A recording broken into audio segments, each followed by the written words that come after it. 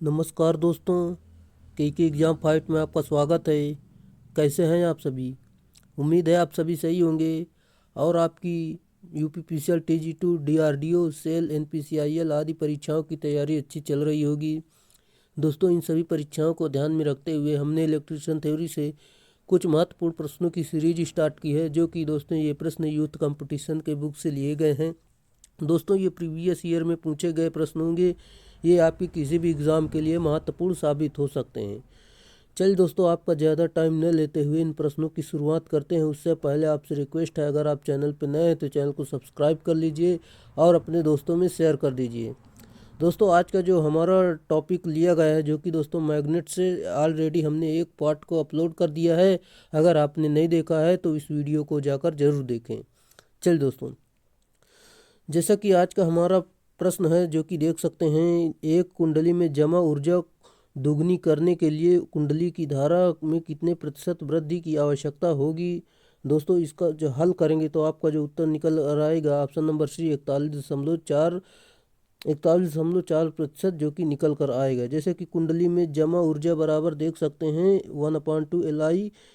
यहाँ पर दोस्तों इसका संबंध निकाल लिए गए। यहाँ पर देख सकते हैं वृद्धि बराबर, यहाँ पर इसका पूरा संबंध निकाल कर यहाँ से इसका आंसर आ गया है। चलिए, जैसा कि दोस्तों इसका आंसर 41.4% आ गया है। दोस्तों, आपको कैलकुलेशन करना है और हमने आपको फार्मूला बता दिया। चलिए, जैसा कि अगला प्रश्न है, किसी प्रेरण कुंडली में धारा परिवर्तन की दर अधिकतम होगी। सही उत्तर ऑप्शन नंबर बी, धारा प्रवाहित होने की शुरुआत में इसका सही उत्तर होगा। जैसा कि किसी प्रेरण में धारा परिवर्तन की दर धारा प्रवाहित होने की शुरुआत में अधिकतम होगी। प्रेरण में जो है कुंडली धारा परिवर्तन का विरोध करता है। अगला प्रश्न, चुंबकीय क्षेत्र रेखाएं कहाँ से उन्मुख होती हैं। सही उत्तर ऑप्शन नंबर ए, उत्तर से दक्षिण, जो कि आप सभी को पता होगा, क्योंकि दोस्तों चुंबकीय बल रेखाएं सदैव चुंबक के बाहर उत्तरी ध्रुव से उन्मुख होती हैं तथा दक्षिणी ध्रुव की ओर चलती हैं, तथा चुंबक के अंदर दक्षिणी ध्रुव से उत्तरी ध्रुव की ओर चलती हैं। अगला प्रश्न आपका दिया गया है, जैसे कि निम्नलिखित में से कौन सा चुंबकीय गुणधर्म नहीं है। सही उत्तर दोस्तों यहाँ पर देख सकते हैं। चलिए इसका सही उत्तर देखते हैं। जैसे कि आपका इसमें राइट आंसर हो जाएगा ऑप्शन नंबर सी, जो कि असमान ध्रुव एक दूसरे से प्रतिकर्षित तथा समान ध्रुव आकर्षित होते हैं। चलिए, अगला प्रश्न है आपका, जैसे कि टेस्ला यह डैश डैश का एसआई इकाई है। सही उत्तर ऑप्शन नंबर ए, फ्लक्स घनत्व इसका राइट आंसर है। जैसा कि दोस्तों चुंबकीय फ्लक्स घनत्व बराबर बी बराबर φ/a, जो कि दोस्तों इसका मात्रक होता है वेबर प्रति मीटर स्क्वायर होता है, और वेबर प्रति मीटर स्क्वायर बराबर 1 टेस्ला होता है। ये सारी जानकारी आप देख सकते हैं। जैसा कि दोस्तों टेस्ला चुंबकीय फ्लक्स घनत्व का मात्रक होता है, और चुंबकीय वाहक बल चुंबकीय वाहक बल का मात्रक जो है NI यानी एम्पियर इंटू टर्न होता है, या प्रतिष्ठम्भ का मात्रक जो होता है, इसका जो फार्मूला होता है F/φ, और F बराबर NI होता है अपान फाई। इसका जो मात्रक होता है एम्पियर इंटू टर्न अपान वेबर, यहाँ पर देख सकते हैं। चलिए दोस्तों, ये आपके एग्ज़ाम के लिए काफ़ी महत्वपूर्ण प्रश्न होंगे। दोस्तों, यहाँ से हूबहू प्रश्न उठकर आएंगे, जो कि दोस्तों हमने आपको दिखा दिया है UPRVNL में कर जैसे कि हमने 6-7 वीडियो ही उसमें अपलोड की थी, जो कि 3000 प्रश्नों की सीरीज थी। उसमें से अधिकतम से प्रश्न उसी में से आ गए हैं। अगर आपको विश्वास नहीं है, अगर आंसर किया गई, तो आप उससे मिलान कर सकते हैं। टेलीग्राम चैनल पर वो PDF पड़ी हुई है। अगर आपका आंसर किया जाए तो वहाँ से ज़रूर मिलान करें, और फिर बाद में बात करना कि आखिर हमारे कितने प्रश्न यहाँ से फंसे। चलिए, जैसा कि दोस्तों आप इस सीरीज को फॉलो करेंगे तो लगभग आपको यहीं से पूरे प्रश्न मिल जाएंगे। और जो 3000 की प्रश्नों की सीरीज है दोस्तों, उसमें हम ऑल टॉपिक यानी एक ही वीडियो में लगभग 150 से ज़्यादा प्रश्न कराते हैं, जो कि सभी टॉपिक से 5-5, 6-6 प्रश्न लिए जाते हैं। जो कि दोस्तों अगर आप उस सारी सीरीज को फॉलो कर लेते हैं तो आपका पूरा सिलेबस लगभग कंप्लीट हो जाएगा, वहाँ से एक भी प्रश्न बाहर नहीं जाएगा। दोस्तों, इसी तरह हम डिटेल से उसमें व्याख्या करते हैं। चाहे तो आप एक बार देख सकते हैं। अगर आपको पसंद आता है तो उसे ज़रूर पढ़ें, अगर नहीं पसंद आता तो कोई बात नहीं। चलिए, जैसा कि आपका अगला प्रश्न है, आयरन, निकिल और कोबाल्ट डैश डैश धातुएं हैं। सही उत्तर ऑप्शन नंबर ए लौह चुंबकीय यानी फेरोमैग्नेटिक होती हैं। जैसे कि हम बात करते हैं किसी प्रबल चुंबकीय क्षेत्र में रखे जाने पर जिन पदार्थ में चुंबकीय गुण उत्पन्न हो जाए लौह चुंबकीय पदार्थ कहलाते हैं। जैसे कि इन पदार्थों की सापेक्ष चुंबकशीलता म्यू आर इकाई से अधिक होती है, जैसे आयरन, निकिल, कोबाल्ट, इस्पात इत्यादि। चलिए अगला प्रश्न है आपका, चुंबकीय क्षेत्र में निम्न में से किसके कारण उत्पन्न होता है। सही उत्तर ऑप्शन नंबर डी दोनों चलायमान धनात्मक और ऋणात्मक आवेश के कारण, ये इसका सही उत्तर होगा। चलिए, जैसा कि किस विद्युत उपकरण में विद्युत चुंबक द्वारा उत्पादित फ्लक्स में आसानी से आसानी से बदलाव का सरलता तरीका है। सही उत्तर ऑप्शन नंबर सी उत्तेजित कॉइल के द्वारा करंट में बदलाव, इसका सही उत्तर होगा। चलिए अगला प्रश्न आपका दिया गया है, जैसे कि देख सकते हैं, एक चुंबकीय संवेग यानी मैग्नेटिक मोमेंट क्या होता है। सही उत्तर दोस्तों ऑप्शन नंबर बी, यह एक सदिश राशि होती है। चलिए अगला प्रश्न आपका, जैसे कि आपका अगला प्रश्न दिया गया है, इनमें से कौन सा एक चुंबक का उपयोग नहीं है। सही उत्तर ऑप्शन नंबर ए विद्युत इस्त्री एक चुंबक का उपयोग इसमें नहीं किया जाता, जबकि दोस्तों ट्रांसफार्मर में होता है, सुरक्षात्मक रिले में होता है, कॉलिंग बेल में होता है। चलिए इसकी थोड़ा व्याख्या देखते हैं। जैसा कि हम देख सकते हैं, विद्युत प्रेस में परावैद्युत पदार्थ के रूप में माई का उपयोग किया जाता है और माइका विद्युत का कुचालक परंतु ऊष्मा का सुचालक होती है। अगला प्रश्न, अगर एक दंड चुंबक दो टुकड़े में टूट जाए तो क्या होगा। सही उत्तर दोस्तों ऑप्शन नंबर ए प्रत्येक टुकड़ा एक अलग चुंबक बन जाएगा, जिसके पास उत्तर और दक्षिणी ध्रुव होंगे। चलिए जैसे कि हम अगले प्रश्न पर चलते हैं दोस्तों, यहाँ पर देख सकते हैं नॉर्थ और साउथ, यहाँ पर देख सकते हैं अगर चुंबक आपको दो भागों में ऐसे टूट जाता है तो यहाँ पर दिखाया भी गया है, दोनों में अलग अलग बन जाएंगे उत्तर और दक्षिण। चलिए जैसे कि अगला प्रश्न है आपका, निम्नलिखित विकल्पों में से लौह चुंबकीय पदार्थ कौन सा है। सही उत्तर ऑप्शन नंबर सी निकिल, जो कि आपका राइट आंसर है। जैसे कि वे पदार्थ जो एक चुंबक द्वारा बहुत अधिक आकर्षित होते हैं तथा जिसमें उच्च चुंबकीय गुण होते हैं फेरो चुंबकीय पदार्थ यानी लौह चुंबकीय पदार्थ कहलाते हैं। जैसे कि शुद्ध लोहा, कोबाल्ट, स्टील, निकिल आदि। जैसे कि पैरामैग्नेटिक मटेरियल में MgAl, मैग्नीशियम और एल्युमिनियम, प्लेटिनम इत्यादि। डायामैग्नेटिक मटेरियल में कॉपर, सोना और जर्मेनियम इत्यादि होते हैं। चलिए अगला प्रश्न है दोस्तों, आप देख सकते हैं आपका अगला प्रश्न दिया गया है, प्रेरित EMF की दिशा हमेशा ऐसी होती है कि यह EMF के लिए जिम्मेदार बहाव में परिवर्तन करता है। यह गति के विरुद्ध प्रवाह को सेटअप करता है। यह कौन सा नियम है। दोस्तों ये सही उत्तर इसका जो कि विरोध करता है लेंज का नियम, जो कि इसका राइट आंसर है। इसका फार्मूला होता है दोस्तों E बराबर माइनस का d∅/dt, इसका फार्मूला होता है। अगला प्रश्न आपका दिया गया है, किसी मोटर की घूर्णन दिशा को कौन निर्धारित करता है। सही उत्तर ऑप्शन नंबर बी फ्लेमिंग के बाएं हाथ का नियम, जो कि निर्धारित करता है इसके घूमने की दिशा। और जनरेटर में जो होता है फ्लेमिंग के दाएं हाथ का नियम लगता है। और इसमें कुछ व्याख्या देख लेते हैं। जैसे कि यहाँ पर देख सकते हैं, किसी जनरेटर की घूर्णन की दिशा फ्लेमिंग के दाएं हाथ का नियम द्वारा निर्धारित की जाती है और लेंज का नियम प्रेरित धारा की दिशा सदैव ऐसी होती है जो कि उस कारण का विरोध करती है जिससे वह स्वयं उत्पन्न होती है। अगला प्रश्न, नीचे दिए गए विकल्पों में के एक अलावा एक AC चुंबक में बहुत ज़्यादा गुंजन यानी हम हो सकते हैं, उसको पहचानें। सही उत्तर ऑप्शन नंबर ए उपयुक्त संरेखण, इसका राइट आंसर है। चलिए जैसे कि अगला प्रश्न है आपका, जैसे कि देख सकते हैं, निम्नलिखित में से किस चुंबक में ध्रुवता नियत बनी रहती है। सही उत्तर ऑप्शन नंबर डी स्थायी चुंबक, इसका सही उत्तर होगा। चलिए जैसे कि इसमें हम बात करते हैं, स्थायी चुंबक की ध्रुवता हमेशा स्थिर रहती है। इन चुंबकों को चुंबक शक्ति ज़्यादा समय के लिए बनी रहती है। यह चुंबक मुख्यतः स्टील, कार्बन स्टील तथा कोबाल्ट द्वारा बनाई जाती है। ये निम्न प्रकार के होते हैं। जैसे कि दोस्तों क्षण चुंबक, यू आकार चुंबक और हार्स शू चुंबक और चुंबकीय सुई और बाल चुंबक, ये सारे इसके कुछ इम्पोर्टेंट हैं जो कि इसके भाग हैं।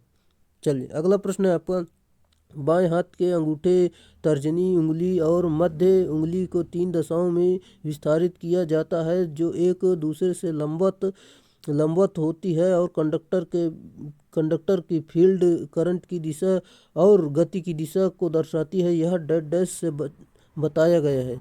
सही उत्तर ऑप्शन नंबर सी, फ्लेमिंग के बाएं हाथ का नियम इसका राइट आंसर होगा। चलिए दोस्तों, इसको तो आप सभी लोग जानते हैं, यहाँ पर आप इसकी जानकारी ले सकते हैं। हम अगले प्रश्न पर चलते हैं। आपका अगला प्रश्न है, जैसे कि देख सकते हैं, चुंबकीय मैग्नेटिक बल के पीछे फ्लक्स घनत्व की लैगिंग को डेड डैश कहा जाता है। सही उत्तर ऑप्शन नंबर सी, हिस्टैरिसीस कहते हैं।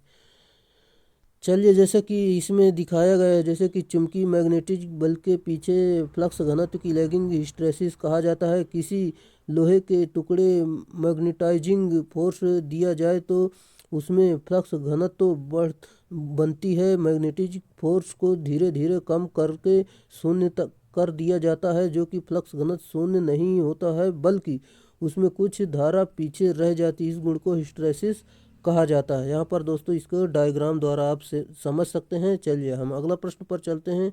आपका अगला प्रश्न है, दक्षिणावर्त दिशा में करंट के प्रवाह के कारण मेष में प्रतिरोधी बूंदे डेड डैश के रूप में ली जानी चाहिए। सही उत्तर ऑप्शन नंबर बी, पॉजिटिव बूंदे इसका राइट आंसर है। चलिए, जैसा कि अगला प्रश्न है आपका, यहाँ पर देख सकते हैं, प्रेरित करंट विद्युत प्रवाह की दिशा ऐसी होती है कि यह हमेशा किसके कारण का विरोध करती है, यह किस नियम को बताया गया है। राइट आंसर दोस्तों ऑप्शन नंबर बी, लेंज का नियम इसका सही उत्तर होगा, जो कि आपको हमने अभी बता दिया। जैसे कि हम बात करते हैं दूसरे शब्दों में लेंज का नियम, जैसे कि देख सकते हैं, प्रेरित ईएमएफ की दिशा सदैव ऐसी होती है कि वह प्रेरित करने वाले फ्लक्स परिवर्तन का विरोध करती है। और दोस्तों इसका प्रयोग प्रेरित ईएमएफ की दिशा ज्ञात करने के लिए किया जाता है। अगला प्रश्न आपका दिया गया है, जैसे कि स्थायी चुंबक चल कुंडली उपयंत्र में डेड डैश के साथ शक्तिशाली स्थायी चुंबक होता है। चलिए, जैसे कि इसमें देखते हैं, इसका जो सही उत्तर हो जाएगा आपका, जो कि option number b, soft iron rod, जो कि इसका राइट आंसर होगा। स्थायी चुंबक की चुंबकत्व शक्ति ज़्यादा समय के लिए बनी रहती है। यह चुंबक मुख्यतः स्टील, कार्बन स्टील तथा कोबाल्ट द्वारा बनाई जाती है। आकार के अनुसार ये निम्न प्रकार की होती है, जो कि दोस्तों हमने आपको बता दिया, यहाँ पर देख सकते हैं। अगला प्रश्न, जो सामग्रियां चुंबक की ओर कड़ाई से आकर्षित नहीं होती है, उन्हें डेड डैश के रूप में जाना जाता है। सही उत्तर ऑप्शन नंबर डी, पैरामैग्नेटिक पदार्थ के रूप में जानते हैं। जैसे कि इसमें देखते हैं हम, यहाँ पर देख सकते हैं, पैरामैग्नेटिक पदार्थ कौन कहलाते हैं, जैसे कि एल्युमिनियम है, टिन है, प्लेटिनम है, क्रोमियम है, मैग्नीज है, मैग्नीशियम है, ऑक्सीजन आदि। इसकी अपेक्षिक विद्युत मतलब अपेक्षिक चुंबकशीलता माइक्रो आर्क से एक अधिक, यानी म्यू आर एक अधिक होता है एक से, जो कि देख सकते हैं। अगला प्रश्न, चुंबक के अधिकतम आकर्षण बल के बिंदु को इसका डेड डैश कहा जाता है। सही उत्तर ऑप्शन नंबर सी, चुंबकीय ध्रुव कहते हैं।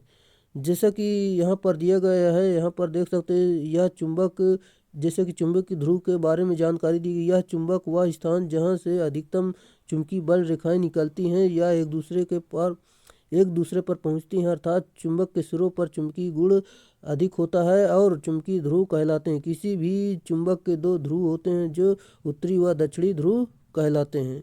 अगला प्रश्न आपका दिया गया है, जैसे कि यहाँ पर देख सकते हैं, कहाँ गया अगला प्रश्न, जैसे कि ये वाला है, करंट के दक्षिणावर्त दिशा में चलने के कारण एक मेष में प्रतिरोधक ड्रॉप को सकारात्मक ड्रॉप के रूप में लिया जाना चाहिए, और करंट के वामावर्त दिशा में चलने के कारण एक मेष में प्रतिरोधक ड्रॉप को डेड डैश के रूप में जाना जाता है। सही उत्तर ऑप्शन नंबर ए, नकारात्मक ड्रॉप कहते हैं। चलिए, जैसा कि दोस्तों इसमें दिया गया है, यहाँ पर पूरी जानकारी देख सकते हैं। हम अगले प्रश्न पर चलते हैं। आपका अगला प्रश्न है, यदि निर्वाहक को दाहिने हाथ में रखा जाए तो अंगूठा चालक में प्रवाह की दिशा को दर्शाता है और उंगलियां चुंबकीय फ्लक्स की दिशा को दर्शाती हैं, इसे डेड डैश के रूप में जाना जाता है। दोस्तों इसका जो सही उत्तर निकल कर आएगा, जो कि कार्क स्क्रू नियम है, ये इसे आप जानते ही होंगे। चलिए, जैसे कि दोस्तों इसमें हम देख सकते हैं, इसकी थोड़ा व्याख्या देखते हैं। जैसे कि दाहिने हाथ के थंब रूल के नियमानुसार यदि चालक के दाहिने हाथ के इस प्रकार पकड़े कि अंगूठा धारक प्रवाह की दिशा को दर्शाता है, तो अंगुलियां चुंबकीय फ्लक्स की दिशा को दर्शाती हैं। इसे कार्क स्क्रू नियम भी कहते हैं।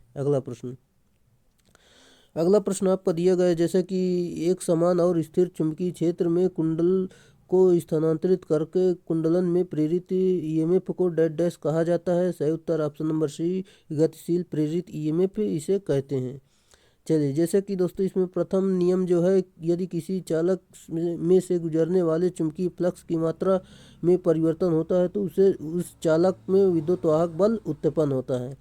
द्वितीय में, जैसे किसी चालक में ईएमएफ का मान चुंबकीय फ्लक्स का मात्रा में परिवर्तन की दर φ2 - φ1/t के अनुक्रमानुपाती होता है। दोस्तों इसका फार्मूला होता है E बराबर n -n d होता है। अगला प्रश्न, जैसा कि बिजली माध्यम नियंत्रक और उपभोक्ता विद्युत उपकरण हेतु एक सर्किट को डेड डैश कहते हैं। सही उत्तर ऑप्शन नंबर ए, एक बंद सर्किट यानी क्लोज सर्किट कहते हैं। चलिए, अगला प्रश्न है आपका, जैसे कि देख सकते हैं, किसी चुंबक की आकर्षण शक्ति अधिकतम डेड डैश पर होती है। सही उत्तर ऑप्शन नंबर ए, चुंबकीय ध्रुव होती है। चलिए, जैसे कि चुंबकीय बल रेखाएं एक दूसरे को कभी नहीं काटती हैं। चलिए, अगला प्रश्न है आपका, जैसा कि निम्नलिखित में से कौन सा लौह चुंबकीय पदार्थ है। सही उत्तर ऑप्शन नंबर ए, निकिल एक लौह चुंबकीय पदार्थ है, जो कि इन पदार्थों की चुंबकशीलता इन पदार्थों की चुंबकशीलता इकाई से अधिक होती है, जैसे कि लोहा, इस्पात, निकिल, कोबाल्ट इत्यादि।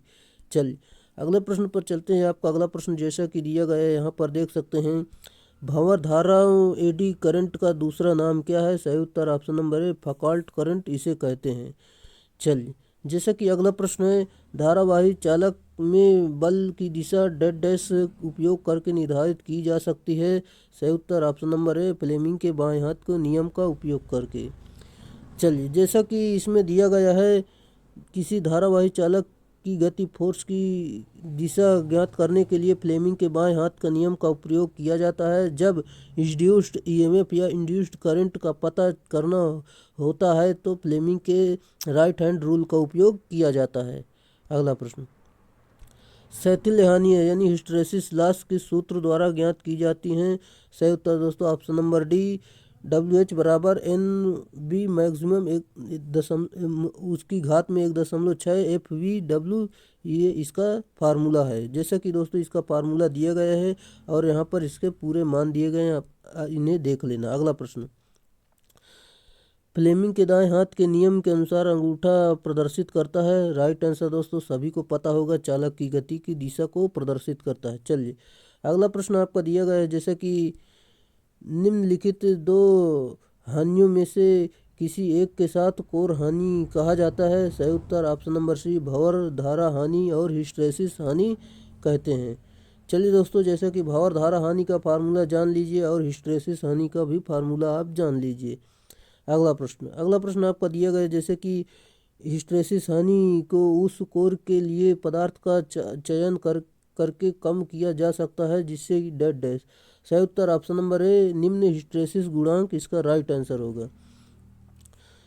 जैसा कि दोस्तों हम इसमें देखते हैं, हिस्टैरिसीस हानि को कम करने के लिए कम हिस्टैरिसीस गुणांक यानी कम हिस्टैरिसीस गुणांक वाले पदार्थों का चयन किया जाता है।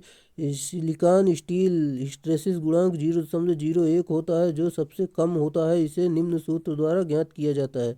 जैसा कि दोस्तों मैंने आपको बता दिया, ये सारी जानकारी दी गई है, आप इसे देख लेना। अगला प्रश्न, फ्लेमिंग के बाएं हाथ के नियम के अनुसार इंगित नहीं करता है। सही उत्तर दोस्तों यहाँ पर देख सकते हैं, आपका ऑप्शन नंबर ए, चालक में वोल्टेज ये इंगित नहीं करता, जबकि दोस्तों चुंबकीय फ्लक्स की दिशा और चालक की दिशा ये इंगित करते हैं। चलिए, अगले प्रश्न पर चलते हैं। आपका अगला प्रश्न है, यहाँ पर दोस्तों देख सकते हैं, चलिए यहाँ पर आप पूरी जानकारी फ्लेमिंग के बाएं हाथ के नियम के अनुसार दी गई है। इसको हमने कई बार बताया है, आप इसे अपने आप याद कर सकते हैं और पढ़ सकते हैं। फ्लक्स प्रति वर्ग इकाई क्षेत्र को कहा जाता है? सही उत्तर ऑप्शन नंबर सी, चुंबकीय फ्लक्स घनत्व कहते हैं। जैसे कि चुंबकीय फ्लक्स घनत्व को फार्मूला होता है φ/a, इसका मात्रक होता है वेबर प्रति मीटर स्क्वायर या टेस्ला होता है। और दोस्तों इसे 20 से दर्शाते हैं, इसका मात्रक जो वेबर प्रति मीटर स्क्वायर या टेस्ला होता है। अगला प्रश्न, BH वक्र में H क्या दर्शाता है? सही उत्तर ऑप्शन नंबर बी, चुंबकीय क्षेत्र की तीव्रता को दर्शाता है। यहाँ पर देख सकते हैं, यहाँ पर पूरी जानकारी दी गई है, आप यहाँ पर समझ सकते हैं और डायग्राम भी दिया गया है, डायग्राम द्वारा सहित आप समझ सकते हैं। DC मशीन के डैश डैश भाग में सबसे अधिक एडी करंट क्षति होती है? सही उत्तर ऑप्शन नंबर सी, आर्मेचर, इसका राइट आंसर होगा। जैसा कि आर्मेचर कोर को लेमिनेटेड सिलिकॉन की पत्तियों द्वारा बनाया जाता है। पत्तियों की लेमिनेशन की मोटाई जो है 0.35 से लेकर 0.6 इसमें mm तक होती है, और कहीं कहीं 0.35 से लेकर 0.5 mm तक होती है। चलिए दोस्तों, अगर आप चैनल पर नए हैं तो चैनल को सब्सक्राइब कर लीजिए। अगर वीडियो आपको अच्छा लग रहा है तो वीडियो को लाइक ज़रूर करें और अपने दोस्तों में इसे शेयर ज़रूर करें, ताकि उनको भी पता चल पाए यहाँ पर इस यूथ कंपटीशन का सॉल्यूशन चल रहा है, वो भी अपनी तैयारी को मजबूत कर सकते हैं। हाँ दोस्तों, और चैनल को ज़रूर सब्सक्राइब करें ताकि हमारा भी परिवार थोड़ा बड़ा हो सके। चलिए, निम्नलिखित में से कौन सा घटक चुंबकीय क्षेत्र के रूप में ऊर्जा संग्रहित करता है? सही उत्तर option number C, carbon inductor, इसका सही उत्तर होगा। जैसे कि इसका दोस्तों फार्मूला देख सकते हैं, U बराबर 1/2 LI जूल, जो कि L प्रेरकत्व को प्रदर्शित करता है, I विद्युत धारा। चलिए अगला प्रश्न है आपका, जैसे कि सभी प्रेरण प्रकार के ट्रांसड्यूसर निम्नलिखित पर आधारित है? सही उत्तर ऑप्शन नंबर है, फैराडे के नियम के अनुसार। जबकि सभी प्रेरण प्रकार के ट्रांसड्यूसर फैराडे नियम पर आधारित हैं। जब किसी परिपथ से संबद्ध चुंबकीय फ्लक्स में परिवर्तन होता है तो उस परिपथ एक प्रेरित विद्युत वाहक बल उत्पन्न होता है। अगला प्रश्न आपका दिया गया है, चुंबकीय फ्लक्स का लोहे के कोर में संतृप्तिकरण होने को क्या कहते हैं? सही उत्तर ऑप्शन नंबर ए, हिस्टेरेसिस कहते हैं, जो कि आपका ऑप्शन नंबर ए सही उत्तर होगा। बाकी दोस्तों इस हिस्टेरेसिस के बारे में जानकारी दी गई है, आप इसे देख सकते हैं। और हम अगले प्रश्न पर चलते हैं। जैसा कि आपका अगला प्रश्न है, AC करंट वोल्टेज को प्रेरित कर सकता है क्योंकि इसमें होता है? सही उत्तर ऑप्शन नंबर बी, परिवर्ती चुंबकीय क्षेत्र इसमें होता है। जबकि दोस्तों परिवर्ती चुंबकीय क्षेत्र के कारण ही अन्योन्य प्रेरण की प्रक्रिया संभव होती है। अगला प्रश्न आपका दिया गया है, प्रेरित EMF की दिशा ज्ञात करने के लिए फ्लेमिंग के दक्षिण हस्त नियम के अनुसार अंगूठा की दिशा इंगित करती है। राइट आंसर दोस्तों, इसका जो सही उत्तर हो जाएगा यहाँ पर देख सकते हैं, चलिए हम आपको दिखा देते हैं। आपका जो सही उत्तर हो जाएगा यहाँ पर ऑप्शन नंबर डी, जो कि चालक की गति की दिशा के साथ इशारा करती है। चलिए यहाँ पर दोस्तों प्रेरित EMF की दिशा ज्ञात करने के लिए फ्लेमिंग के दाहिने हाथ का नियम के अनुसार अंगूठा चालक की दिशा और चालक की गति की दिशा तथा तर्जनी अंगुली जो है फ्लक्स की रेखा की दिशा की ओर इशारा करती है, जो कि आप देख सकते हैं, हमने आपको कई बार बताया है और यहाँ पर भी आप समझ सकते हैं। जब एक चालक में धारा बढ़ती है तो लेंज का नियम बताता है कि वह स्वप्रेरित वोल्टता। सही उत्तर ऑप्शन नंबर सी, बढ़ने वाली धारा के विपरीत धारा उत्पन्न करेगा, ये इसका सही उत्तर होगा। और दोस्तों हम इसमें बात करते हैं, जैसे कि जो धारा इसके लेंज के नियम के अनुसार कहता है कि धारा जिसके कारण उत्पन्न होती है उसी कारण का विरोध करती है। दोस्तों यह नियम जो है 1833 ईस्वी में हेनरिक लेंज ने दिया था। चलिए अगला प्रश्न है आपका, जैसे कि धारावाही कुंडली में ऊर्जा निम्नलिखित रूप में संग्रहित होता है? सही उत्तर ऑप्शन नंबर बी, चुंबकीय क्षेत्र, इसका सही उत्तर होगा। जैसे कि जब किसी धारावाही कुंडली में प्रत्यावर्ती वैद्युत क्षेत्र से जोड़ते हैं तो उसमें एक चुंबकीय क्षेत्र उत्पन्न होता है, जिसके कारण इस कुंडली में चुंबकीय क्षेत्र के रूप में ऊर्जा संग्रहित होती है। अगला प्रश्न आपका दिया गया है, लोहे के क्रोड वाले सोलेनॉइड की आकर्षण शक्ति होती है? सही उत्तर ऑप्शन नंबर बी, वायु के क्रोड वाले सोलेनॉइड से अधिक, ये इसका राइट आंसर है। चलिए जैसा कि दोस्तों क्योंकि ये लौह क्रोड की चुंबकशीलता वायु क्रोड से अधिक होती है और चुंबकीय फ्लक्स की यूनिट क्या है? राइट आंसर दोस्तों ऑप्शन नंबर ए वेबर होती है। चलिए जैसा कि हम इसमें बात करते हैं, यहाँ पर इसका फार्मूला भी दिया गया है, आप यहाँ से देख सकते हैं। चुंबक क्षेत्र में जितनी बल रेखाएं होती हैं उनके योग को चुंबकीय फ्लक्स कहते हैं, जैसे कि इसका ईसाई मात्रक वेबर होता है। अगला प्रश्न, यदि एक लौह दंड को एक सर्वोत्तम चुंबकीय क्षेत्र में लटकाया जाए तो यह, राइट आंसर दोस्तों ऑप्शन नंबर ए, जो कि बल रेखाओं की दिशा में गति करने के लिए प्रवृत्त होगी, ये इसका सही उत्तर होगा। जैसा कि दोस्तों क्योंकि चुंबकीय फ्लक्स रेखाएं हमेशा उत्तर से दक्षिण की ओर निकलती है तथा दक्षिण से ध्रुव में प्रवेश करती हैं। अगला प्रश्न, किसी चालक को जब चुंबकीय क्षेत्र में घुमाया जाता है तब, सही उत्तर दोस्तों ऑप्शन नंबर बी वोल्टेज बनती है, ये इसका सही उत्तर होगा। चलिए जैसे कि दोस्तों यहाँ पर हमने कई बार बात की है, यहाँ पर जैसे कि प्रेरित विद्युत वाहक बल का मान वर्तनों यानी लपेटों की संख्या तथा कुंडली में ग्रंथित फ्लक्स परिवर्तन की दर गुणनफल के समानुपाती होता है, जैसे कि यहीं पर दिया गया ये फार्मूला, जैसे कि ई बराबर माइनस का एन डी फाई अपान डी टी वोल्ट, जो कि इसका फार्मूला होता है। अगला प्रश्न, विद्युत चुंबक में चुंबक की सामर्थ्य परिवर्तित की जा सकती है, सही उत्तर दोस्तों ऑप्शन नंबर सी, जो कि या तो करंट में परिवर्तन या धारा यानी या करंट में परिवर्तन द्वारा या वाइंडिंग में टर्नों में परिवर्तन द्वारा कर सकते हैं। अगला प्रश्न देख सकते हैं दोस्तों, इसका फार्मूला भी दिया गया एच बराबर एन आई अपान एल, जहाँ की एन नंबर ऑफ टर्न की संख्या और आई जो है करंट को प्रदर्शित करता है। चलिए अगला प्रश्न है आपका, जैसे कि देख सकते हैं आपका अगला प्रश्न है, चुंबक का गुण निम्नलिखित में से कौन सा नहीं है? सही उत्तर दोस्तों ऑप्शन नंबर सी, जब चुंबक को जब खंडों में तोड़ा जाता है तो यह प्रत्येक खंड स्वतंत्र रूप में कार्य नहीं करता, जबकि दोस्तों ये होता है, इसमें ये गलत है आपका। जबकि और सारे पॉइंट देख लेते हैं, जैसे कि यह लोहे के मिश्र धातुओं को आकर्षित करता है, ये सही है, और ये समान ध्रुव एक दूसरे को प्रतिकर्षित करते हैं और असमान ध्रुव एक दूसरे को आकर्षित करते हैं, ये भी सही है। जबकि दोस्तों आपका ऑप्शन नंबर सी सही नहीं है और ऑप्शन नंबर डी भी आपका सही है। और हथौड़े से तोड़ने पर, गर्म करने पर या ऊंचाई से गिराई जाने पर चुंबक के गुण समाप्त हो जाते हैं, ये भी सही है। अगला प्रश्न आपको दिया गया है, जैसे कि फेराइट निम्नलिखित के संबंध में, सही उत्तर दोस्तों ऑप्शन नंबर डी फेरी चुंबकीय सामग्री, इसका सही उत्तर होगा। चलिए अगला प्रश्न है आपका, विद्युत चुंबक की कुंडली से प्रवाहित होने वाली विद्युत धारा जब उत्क्रमित होती है तब, सही उत्तर दोस्तों ऑप्शन नंबर सी चुंबकीय क्षेत्र की दिशा उत्क्रमित हो जाती है, ये इसका सही उत्तर होगा। चल दोस्तों, जैसे कि दोस्तों इस प्रकार की विद्युत धारा वहन करते हुए चालक के चारों ओर स्थित वह क्षेत्र जिसमें चुंबकीय प्रभाव उत्पन्न होती है विद्युत चुंबकीय क्षेत्र कहलाता है। दोस्तों आज का वीडियो यहीं पर समाप्त करते हैं, जो कि दोस्तों आपको मैग्नेटिक से यानी चुंबक से हमने कितने 100 प्रश्न करवा दिए। अभी इसमें 88 यानी 100 के लगभग अभी और प्रश्न है, उसको करवा देंगे। फिर दोस्तों इसके बाद अगले टॉपिक पर चलेंगे।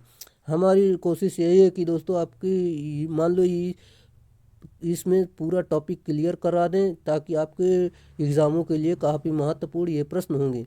चल दोस्तों, अगर आप चैनल पे नए तो चैनल को सब्सक्राइब कर लीजिए और अपने दोस्तों में शेयर कर दीजिए। अगर वीडियो अच्छा लगा हो, अगर पढ़ाया हुआ पसंद आ गया हो तो लाइक ज़रूर कर दें।